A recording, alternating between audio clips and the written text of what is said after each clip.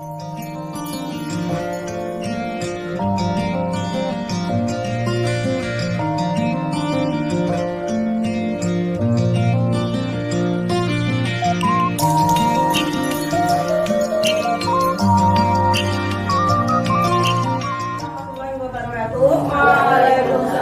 warahmatullahi wabarakatuh. Ya, terima kasih atas kehadirannya Bapak dan Ibu semuanya. Di sini saya memaparkan atau diseminasi tentang budaya positif.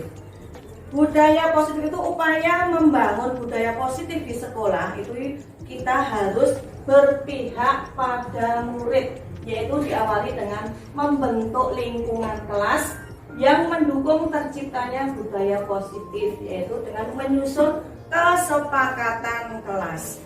Kesepakatan kelas yang efektif dapat membantu dalam pembentukan budaya disiplin positif di kelas. Biasanya di awal pembelajaran itu kita yang pertama itu kita selalu membuat kesepakatan kelas, okay? Kalau dulu kan peraturan kelas, kemudian kesepakatan kelas, dan ini kita jadikan keyakinan kelas. Nah, itu biasanya kita lakukan di awal itu bersama dengan anak-anak kita. Untuk peraturan kelas itu sudah biasa kita lakukan. Kalau peraturan kelas itu biasanya dari satu arah, yaitu dari guru ke anak, istilahnya kamu tidak boleh ini, kamu tidak boleh ini. Nah, itu peraturan kelas. Nah, ini bagaimana kita membuat peraturan itu menjadi kalimat positif, kemudian dijadikan menjadi keyakinan kelas, dan nanti akan kita jadikan, istilahnya kita jadikan patokan anak, supaya anak itu dalam kelas selalu ingat, oh kita di dalam kelas tadi membuat keyakinan apa ya. Nah, itu keyakinan itu harus mereka patuhi atau mereka taati. Kalau peraturan kelas itu biasanya kalimatnya itu cenderung ke negatif. Contohnya tadi, tidak boleh datang terlambat. Kemudian tidak boleh memakai sepatu selain warrior. Itu peraturan. Nah, sekarang bagaimana kita jadikan menjadi sebuah keyakinan kelas? Harus kita yakini bersama. Jadi kita membuat keyakinan kelas itu benar-benar yakin. Oh, itu untuk kebaikan bersama. Itu keyakinan kelas. Contohnya tadi kalau membuat peraturan tidak boleh datang terlambat, kita jadikan kalimat positif untuk menjadi keyakinan kelas menjadi bagaimana Bapak Ibu? Iya, betul sekali. Bisa kita tulis datang tepat waktu. Nah, disitu kan berarti intinya kita tidak boleh datang terlambat. Betul sekali. Kemudian budaya positif merupakan perwujudan dari nilai-nilai atau keyakinan universal yang diterapkan di sekolah. Biasanya diawali dengan perubahan paradigma tentang teori kontrol. Coba di sini akan saya perlihatkan video. Ini ada beberapa kasus. Nah, ini 5 posisi kontrol.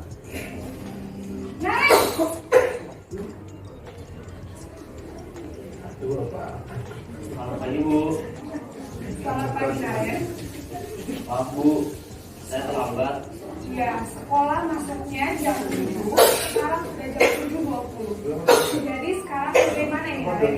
Maaf Bu, Posisi saya lupa alarm saya semalam. Baiklah, menurut kamu, keyakinan sekolah yang mana yang perlu kamu tingkatkan? Menghargai diri sendiri dan orang lain mungkin ya Bu. Setuju. Jadi, apakah Naren meyakini prinsip saling menghormati tersebut? Iya Bu, saya meyakininya. Apakah Naren bersedia memperbaiki masalah keterlambatan ini? Bersedia Bu. Bagaimana kamu akan memperbaiki masalah keterlambatan ini? Saya akan coba untuk tidak lupa menyetel alarm saya Bu. Baik, kalau Naren lupa menyetel alarm di rumah, ada orang yang kira-kira bisa bantu mengingatkan tidak? Ada Bu, kakak saya, Kak Emma. Ada lagi selain Kak Emma? Selain Kak Emma, ada ibu saya. Baik, jadi yang mengingatkan Naren adalah Kak Emma dan ibu kamu ya? Kira-kira akan mulai setel alarm kapan nih Naren? Setelah pulang sekolah, akan segera saya lakukan. Baik, jadi Naren akan setel alarm untuk bangun besok pagi dan akan diingatkan oleh kakak dan ibunda Naren ya. Ada lagi yang mungkin perlu dilakukan Naren agar tidak terlambat banget lagi? Tidak ada, Bu. Baik Naren, terima kasih untuk kerjasama kamu.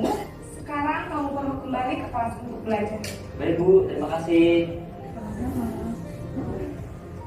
Ya. Tadi Bapak Ibu sudah melihat beberapa kasus dengan guru sebagai kontrol. Itu contoh dari 5 kontrol tersebut. Sekarang coba Bapak Ibu ingat selama ini Bapak Ibu guru sebagai memposisikan diri sebagai kontrol apa?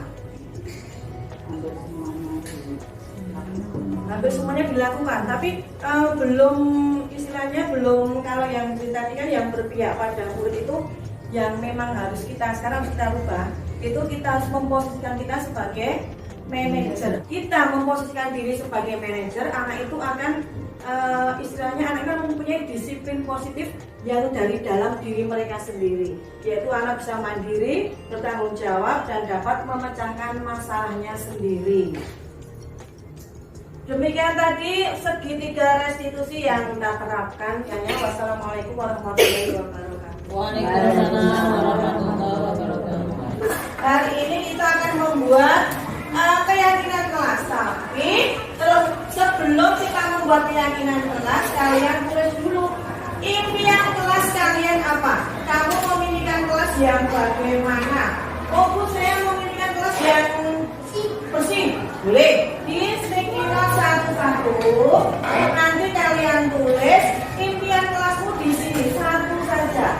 Setelah itu nanti kalian tempelkan di depan. Yang ada tulisannya impian kelas. Sudah mengerti? Ya, sekarang guru bagi satu-satu, nggih. Ditulis impian kelasmu. Kalian memimpikan kelas yang bagaimana? Kalau sudah mulai bisa ditempelkan di depan. Ya, siapa yang mau nempel?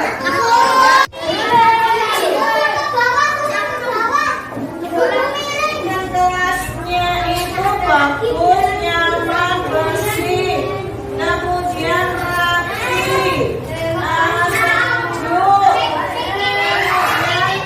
sejuk, bersih ya. Setelah kalian membuat impian kelas, sekarang kita akan membuat kesepakatan kelas. Jadikan kalimat positif untuk menjadi keyakinan kelas. Coba sekarang Mbak Elsa maju. Mbak Elsa baca satu kesepakatan kelas kita, nanti akan dijadikan keyakinan kelas. Ini saya, masih saya. Yuk, Mbak Elsa baca salah satu. Apa? Ya, Mbak Elsa membaca satu kesepakatan kita. Kita tidak boleh datang terlambat. Tidak boleh. Ini berarti kalimat yang negatif, tidak boleh. Sekarang kita jadikan kalimat positif. Tidak boleh datang terlambat. Itu berarti datangnya harus apa? Harus tepat waktu. Betul? Ya. Guru tulis ya. Nomor 1 keyakinan kelas kita apa tadi? Datangnya?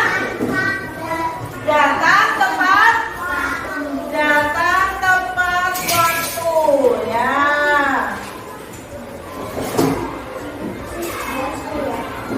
Ya, terima kasih Mbak